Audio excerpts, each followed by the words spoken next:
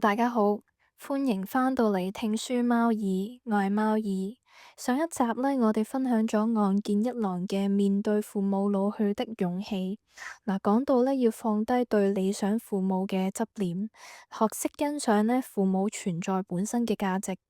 咁有好多呢聽眾呢聽完之後呢，都話好有共鳴喎，覺得呢要好好珍惜呢眼前嘅父母。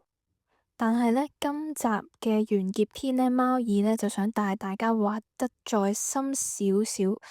我哋苦心自問啦，當我哋望住阿爸阿媽行路越嚟越慢，記性越嚟越差嘅時候，我哋心底裏邊最真實嘅感受，除咗心酸同珍惜之外，仲有啲咩呢？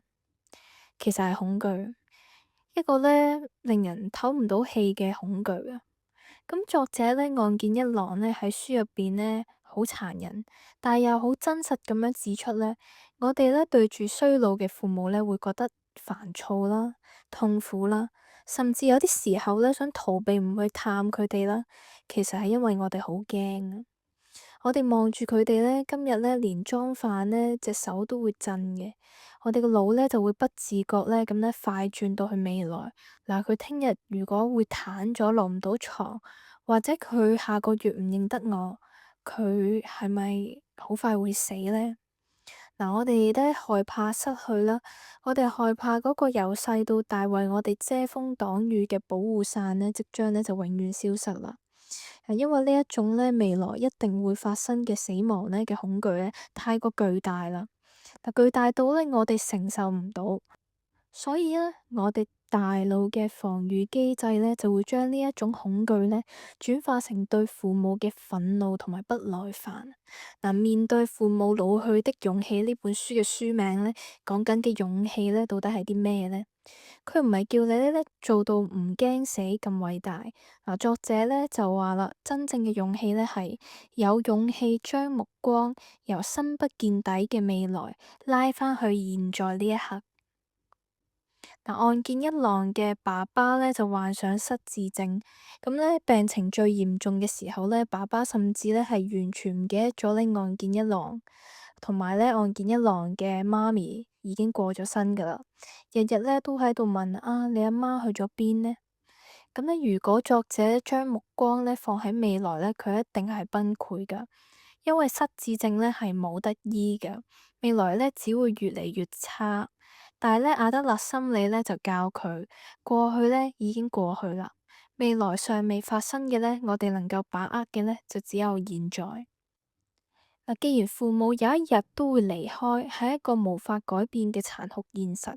我哋去凝視呢一個未來嘅深淵，我哋今日嘅照顧過程就會越辛苦越痛苦。如果你日日都擔心佢聽日唔會唔記得你，就好似今日同佢好好食餐飯嘅心情都冇。所謂面對勇氣呢，就係接受衰老呢係一條單行路。佢今日唔記得咗食藥，唔緊要，我哋今日就解決食藥嘅問題。佢今日問咗你同一個問題10次，唔緊要，你就當佢第一次問，好好咁樣答佢。即使父母嘅記憶呢，每一日呢都喺度流失緊啦，但係佢哋嘅情感呢依然都喺度噶。作者就話啦，就算爸爸唔認得佢係邊個呢，但係呢，只要作者對住佢笑呢，爸爸呢依然會報以一個呢好開心嘅笑容噶。咁呢個笑容呢，就係現在嘅價值啦。唔好為咗呢尚未嚟到嘅死亡呢而提早哀悼。將你嘅能量100%集中喺今日，我可唔可以令佢過得舒服啲？呢個呢，就係對抗恐懼最好嘅解藥。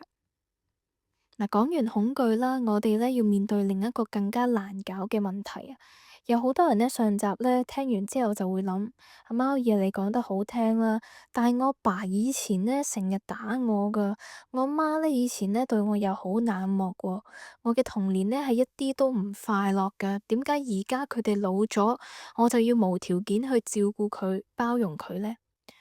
呢個呢係一個極度現實嘅問題啊！親子關係唔好嘅家庭呢，面對照顧責任嗰陣嘅時候呢，嗰種掙扎係人哋嘅10倍啊！如果要用弗洛伊德嘅決定論呢去睇啦，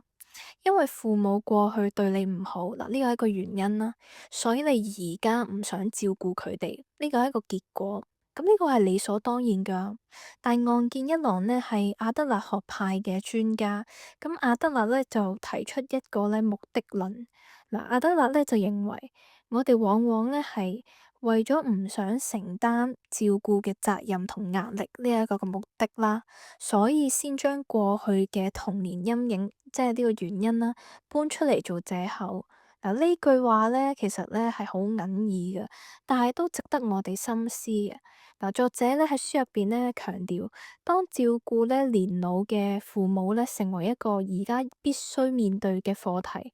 我哋咧學識咧切斷過去。如果你不斷咧喺照顧嘅過程裏邊咧翻舊賬，單打佢，嗱，你以前對我都係咁噶啦，而家只需要我照顧啦咩？嗱，咁你其實咧就係同一個咧手無寸鐵嘅老人家咧進行緊一場咧權力鬥爭。你係想透過照顧佢、指責佢，證明你以前係錯噶，我而家先係啱噶，我而家有權力去控制你。但係咧，贏咗一個連去廁所都控制唔到嘅老人家，又有啲咩意義呢？你唔會因為贏咗呢一場爭論呢，而令你嘅童年呢變得快樂噶，反而呢，只會令到呢雙方喺最後嘅日子裏邊呢，充滿呢個仇恨同埋痛苦。嗱，岸見一郎呢就呼籲我哋啦，請放棄同父母嘅權力鬥爭。嗱，唔好再企圖咧去改變佢哋，亦都唔好再咧求佢哋咧為過去咧道歉。我哋照顧父母咧，唔應該建基於咧佢以前對我好唔好，亦都唔應該咧建基於咧佢會唔會同我講多謝。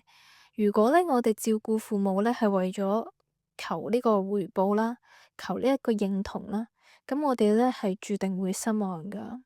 因為一個病咗失智嘅老人家咧，佢真係唔會講出一句多謝。但係咧，如果你願意放低過去嘅包袱啦，用一種咧不求回報嘅心態去嘗試幫助佢哋，你會發現呢，喺你幫佢哋抹身啦，餵佢哋飲湯嘅時候咧，你嘅內心咧會得到一種咧難以言喻嘅平靜。你照顧佢咧，唔係因為你欠咗佢，而係因為你選擇做一個善良、有擔當嘅大人。呢一種選擇咧，會為你嘅人生咧帶來真正嘅尊嚴同喜悅嘅。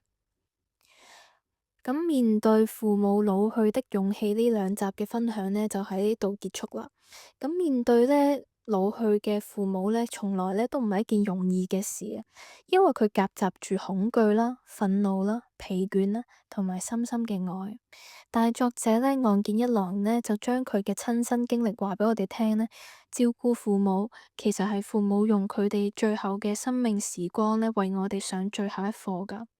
佢哋用自己呢日漸衰老嘅身體呢，教我哋點樣直視呢一個死亡嘅恐懼，亦都教我哋呢點樣放低執念，活在當下，教我哋呢點樣去無條件咁愛一個已經冇辦法為你提供任何價值嘅人。如果你嘅父母依然健在，無論佢係行得走得，定係臥病在床，無論你哋過去嘅關係係親密，定係充滿傷痕，貓耳都希望你可以試住帶住一份勇氣，將目光放喺今日，想為佢做啲咩，今日就去做；想為佢煮飯，今日就去煮。嗱，因為咧真正嘅告別咧，唔係喺喪禮上邊咧流幾多眼淚，而係喺每一日平凡嘅今日咧，我哋做到咧無愧於心，冇遺憾。我係貓兒。感謝你今日嘅陪伴，我哋一齊聽好書醫心靈，祝你同你嘅屋企人今晚都有一段平靜溫暖嘅時光，晚安。